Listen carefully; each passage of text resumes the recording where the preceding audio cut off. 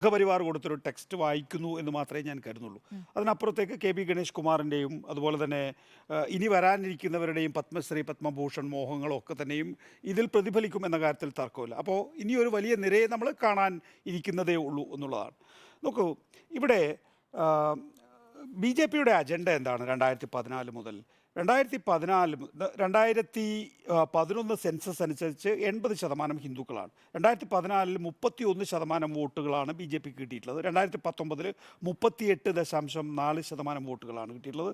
2024 നോക്കൂ, 2014 വികസനം, അഴിമതി തുടങ്ങിയ വിഷയങ്ങൾ ഉയർത്തിയിട്ടാണ് ബി ജെ പി തെരഞ്ഞെടുപ്പിനെ നേരിട്ടുള്ളതെങ്കിൽ 2019 നാഷണൽ സെക്യൂരിറ്റി അടക്കമുള്ള വിഷയങ്ങളാണ്. അതായത് ഓരോ തെരഞ്ഞെടുപ്പിലും വ്യത്യസ്തമായ വിഷയങ്ങൾ ഉയർത്തുമ്പോൾ തന്നെ ഈ ഹിന്ദുത്വ അജണ്ട മുന്നോട്ട് കൊണ്ടുപോകാൻ സാധിച്ചു. 2024 ഇതിൻ്റെയൊക്കെ ഫൈനലാണ് വരാൻ പോകുന്നത്.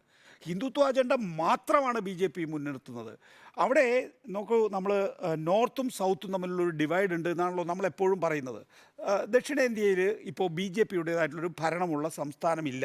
ആകെ ഉണ്ടായിരുന്ന കർണാടകം പോയി കഴിഞ്ഞിരിക്കുന്നു എന്നുള്ളതാണ്. അപ്പോൾ ദക്ഷിണേന്ത്യയെ കുറച്ചുകൂടി ഒരു സാക്ഷരതയുള്ള, കുറച്ചുകൂടി വികസിതമായിട്ടുള്ള സംസ്ഥാനങ്ങൾ ഉൾക്കൊള്ളുന്ന ഒരു ഇന്ത്യയുടെ ഒരു വലിയ വിഭാഗമാണ്.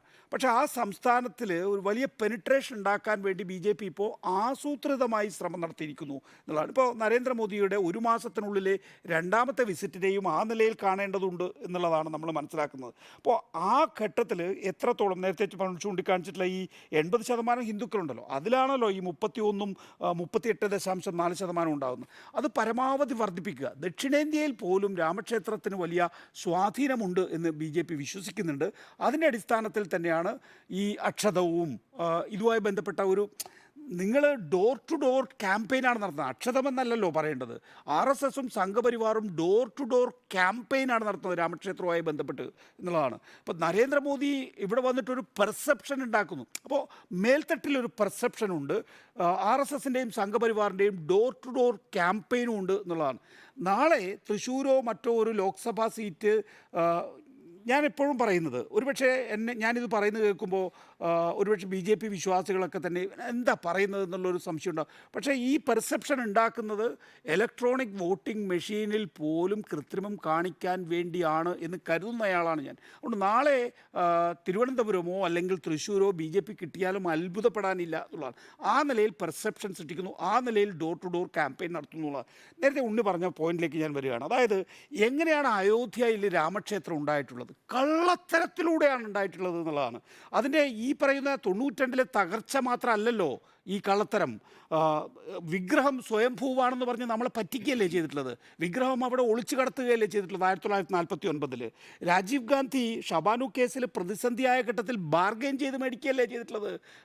അതിലെ രാമക്ഷേത്രം തുറന്നു കൊടുക്കണമെന്ന ആവശ്യം. പിന്നീട് രാജീവ് ഗാന്ധി വലിയ നിലയിൽ ബോഫോഴ്സ് പ്രതിസന്ധിയായ ഘട്ടത്തിൽ ഭൂരിപക്ഷ വിഭാഗത്തെ സ്വാധീനിക്കുന്നതിന് വേണ്ടിയിട്ടാണ് ശിലാന്യാസിന് അനുവാദം നൽകിയത്. 92 കോൺഗ്രസ്സുകാർ അത് നോക്കി നിന്ന് കൊടുത്തു എന്നുള്ളതാണ്. അപ്പോൾ ഇതെല്ലാ കാലഘട്ടത്തിലും അന്ന് സുപ്രീം കോടതിയിൽ കൊടുത്തിട്ടുള്ള സത്യവാങ്മൂലം എന്താണ്? ഈ Sangh Parivar B J P RSS ഈ പൊളിക്കില്ല എന്നാണ്. എന്നിട്ട് അത് പറയുകയും പൊളിക്കുകയും ചെയ്തു.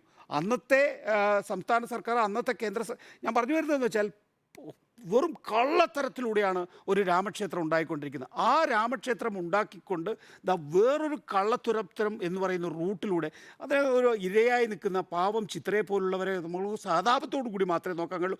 അതിലൂടെ എന്താ സംഭവിക്കുന്നത്? നമ്മുടെയൊക്കെ ഉള്ളിൽ, നമ്മുടെ 80% വരുന്ന ഹിന്ദുക്കളുടെ ഉള്ളിലേക്ക് വേറൊരു വികാരമുണ്ടാക്കാൻ കഴിയുന്നു എന്നുള്ളതാണ്. അതിൽ ബി ജെ പി ഒരു പരിധിവരെ വിജയിച്ചിട്ടുണ്ട്. ആ പരിധിവരെ വിജയിച്ചതിൻ്റെ ഒരു ഘടകമാണ് യഥാർത്ഥത്തിൽ ചിത്രം. ശരി സുജിയ. ഓക്കെ, ഇതിൽ